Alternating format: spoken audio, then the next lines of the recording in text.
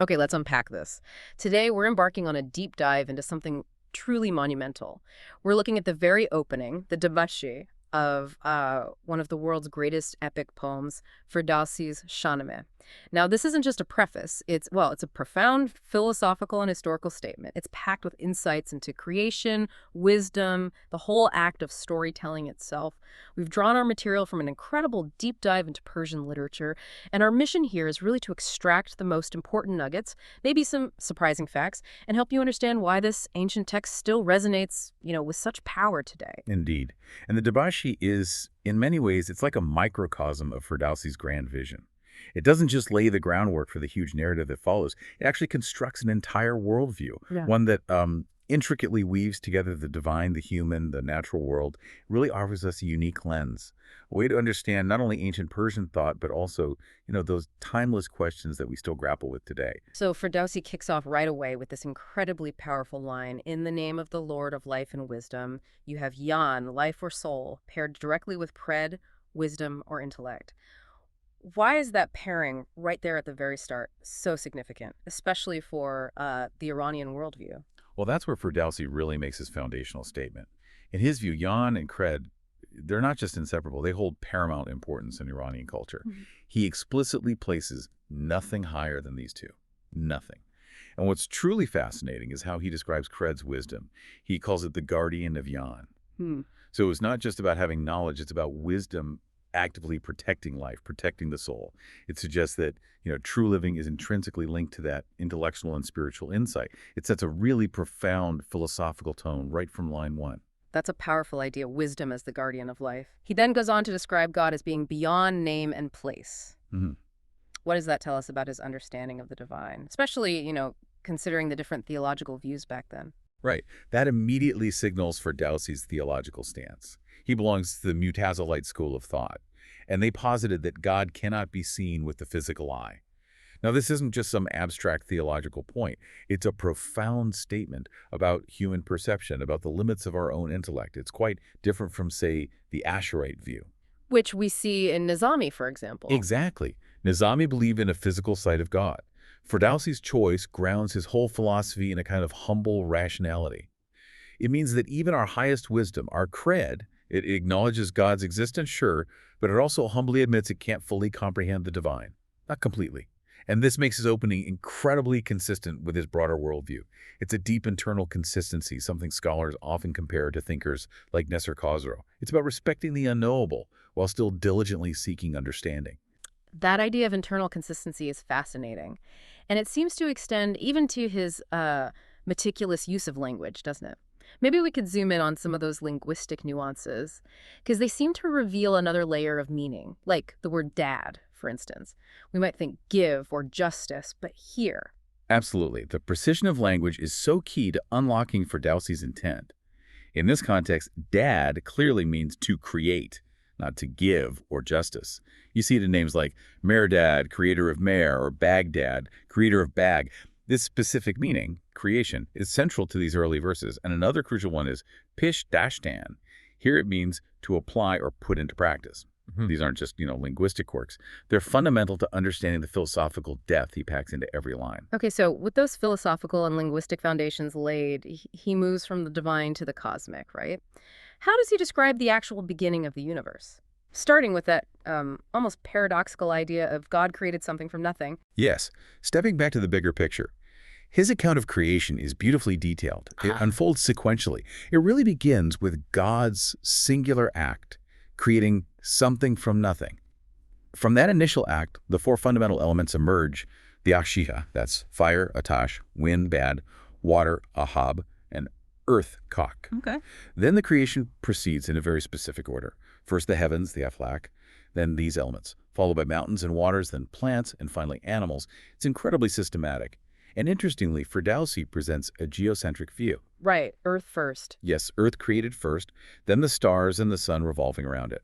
He also mentions 12 constellations and 7 heavens. It paints this grand, ordered cosmos. It feels both, scientific for his time and deeply poetic. It's captivating, such a detailed cosmology from that era. And does his vision connect with other ancient traditions? Are there parallels that stand out? Oh, definitely. What's remarkable is how his vision, While it has roots in Zoroastrian texts like in Bendish, it really goes beyond that. His description of the sky is red ruby yaka sork. It's beautiful, but it also resonates with ancient Greek thought, like the Ionian philosophers, and even complex Islamic philosophy, like Farabi's theory of 10 intellects, the Okle Dagana or Sufi ideas of Tajalli, divine manifestation. So he's weaving together a lot of different threads. Exactly. It shows Ferdowsi wasn't just compiling old stories, he was integrating this vast tapestry of philosophical ideas. It suggests a kind of universal intellectual current flowing through the ancient world. However, and this is a really crucial cautionary note from our sources, while some verses might seem to resemble modern scientific theories like the Big Bang. Ah, right. We have to be careful there. We absolutely do. It's a logical fallacy to project our modern discoveries onto ancient texts. Their wisdom stands on its own, within its own context. We really must avoid applying modern findings to the ancients. Their brilliance is their own. That's a critical point for reading any historical text, really. Okay, so after the grand cosmic creation, the focus shifts. It comes down to humanity. Described as the key to all these bonds, given speech, wisdom, intellect, dominion over beasts. So what does this all mean for us, the listeners? What's our place, our responsibility in this creation? This highlights something fundamental in Ferdowsi's message. He portrays humans as being nurtured from two worlds by several mediators, which implies this profound connection, doesn't it, to both the material and the spiritual realms. It's not just a physical creation story, it's a statement about the purpose and responsibility of human life. It means we have this unique, significant role in the cosmos, a special place. And with that comes a duty to diligently pursue knowledge, to not waste the precious time we have. Our intellect, our spirit, they're gifts to be cultivated. Our lives are meant for purpose and wisdom. It's really a call to action. That poetic imagery just keeps going, doesn't it? He moves from the grand scale to the celestial dance.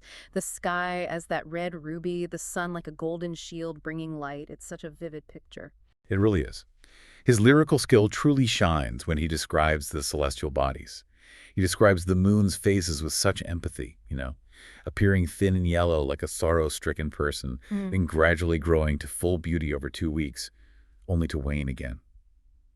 But through all that change, he emphasizes the harmony, the order of their movement.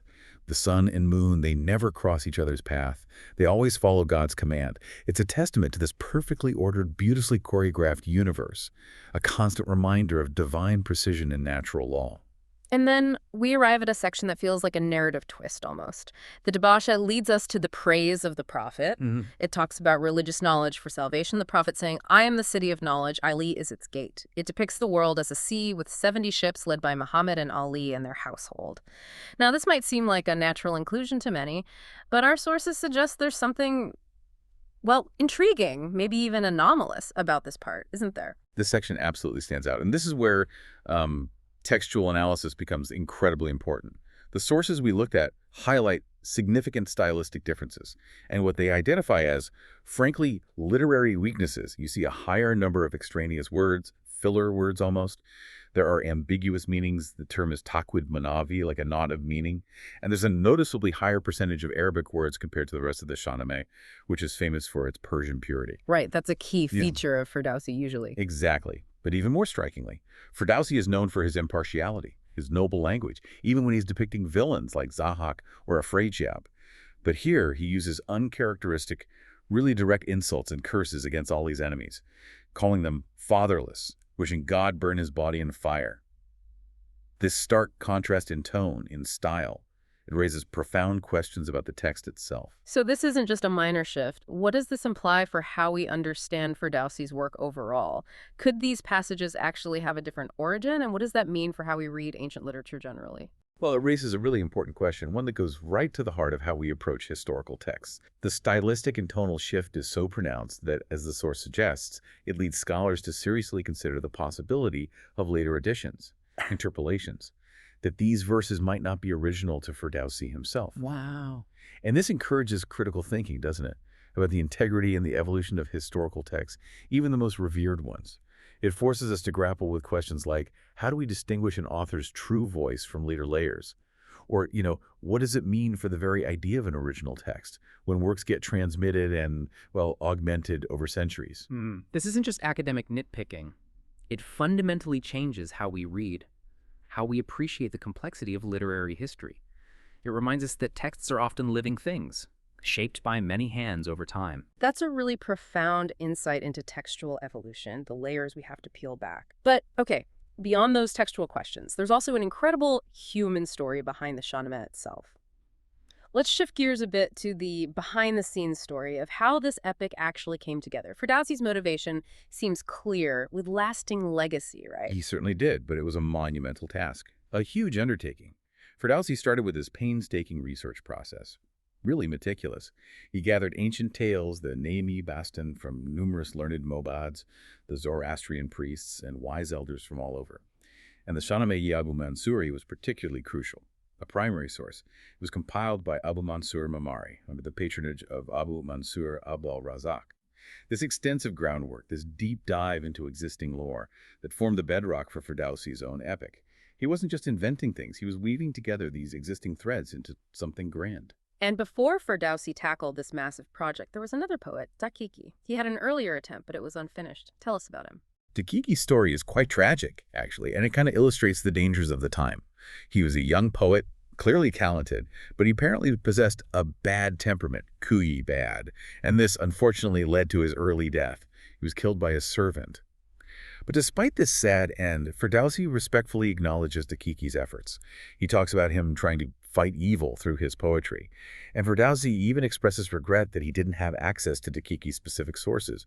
It shows this powerful sense of literary lineage, maybe camaraderie among these figures, a recognition they were part of a larger project, preserving Persian heritage. It really speaks to that collaborative spirit, even across time. And then another key figure emerges, a kind friend who played this really significant, almost catalytic role in Ferdowsi's own journey. Yes, this friend was absolutely pivotal. He or she recognized Ferdowsi's unique gift, his eloquence in youth, saw him as ideal for this colossal task, retelling the stories of kings.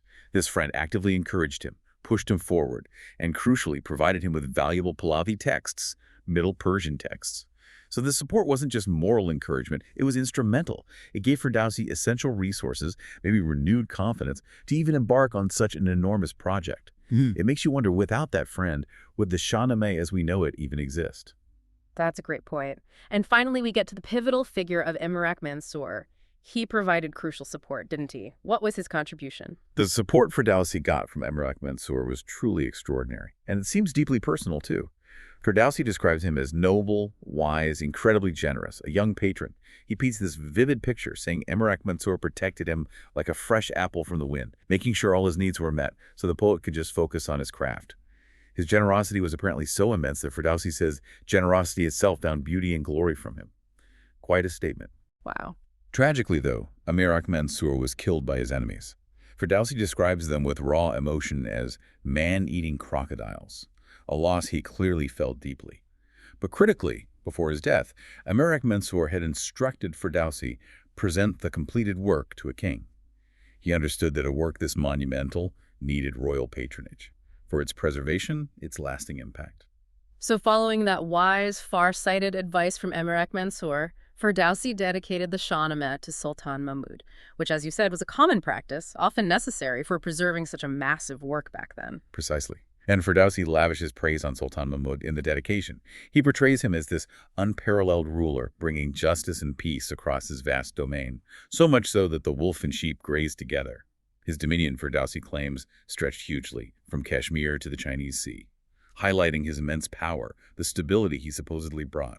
Now, this dedication wasn't just flattery, though there's certainly praise. It was strategic, a lifeline, really, for the epic's long-term survival, ensuring it would be copied, studied, preserved. And to really cement this dedication, Ferdowsi includes a vivid dream sequence. That's fascinating. He describes a shining candle coming out of water, lighting up the world, then revealing a majestic turquoise throne, with the powerful King Mahmud sitting on it, surrounded by an army, elephants. He also praises Mahmud's younger brother Nasser and his general Tutus. What's the function of putting such a detailed dream right here? Yeah, that dream sequence is a beautiful and very deliberate literary device. It serves multiple purposes, really. Primarily, it solidifies the dedication to Mahmud. It casts him in the sort of semi-divine, maybe prophesied light, reinforces his place as the Shahnameh's rightful patron. It kind of imbues the whole project with a sense of destiny. But it also acts as a final, quite dramatic transition. It effectively wraps up the debauchee, this whole expansive introduction we've been discussing. And it signals that Ferdowsi is now ready to move beyond the preamble, to set the stage for the epic tales of kings that are about to unfold. It's like an invitation to the listener. Okay, now the main story begins. What an incredible journey we've taken today, just unpacking the introduction. From that profound philosophical opening on creation and intellect, through the cosmic dance of sun and moon, to these fascinating, sometimes controversial layers of its composition and patronage, all just within the debasha of the Shahnameh. It really reminds us that even the beginnings of great works can hold entire worlds of discovery and so many untold stories. It truly does. And this deep dive, I think, shows us something important. When we peel back these layers, when we critically examine even the most revered passages, what new understandings do we gain about storytelling itself, about the nature, the integrity of historical texts, and that enduring human quest for meaning? It encourages us, I hope, to engage deeply, not just passively consume these works, and to always ask, what else is hiding in plain sight? Exactly, a true deep dive that definitely leaves us with more to ponder. We hope this has given you a fresh perspective, maybe inspired you to explore the incredible depth of the Shahnameh yourself. So what does this all mean for you as you reflect on the power of these ancient narratives and the surprising insights they still offer about, well, our own place in the cosmos and the stories we choose to tell today?